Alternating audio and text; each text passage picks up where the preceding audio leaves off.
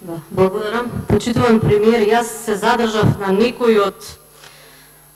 неколку важни работи кои што, ќе кажам, одеа во насока на лошо менаџирање, и во тие точки кои што спомнав, дел од тие кажав непочитување на деловник на Собрание на Република Македонија, каде што договорот требаше да се стави на матична комисија за надворешна политика.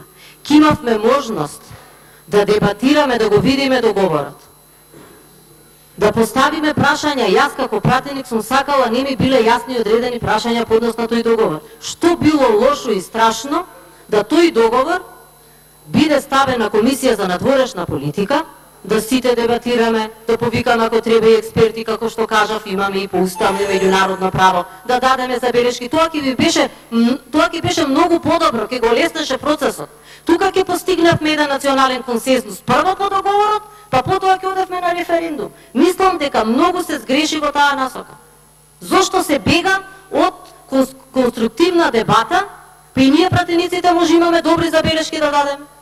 И ние сме тие некои интелектуалци кои што можеме во таа насока да помогнеме. Се стави договорот на Комисија за европски прашања, се скрати можноста за дебатирање.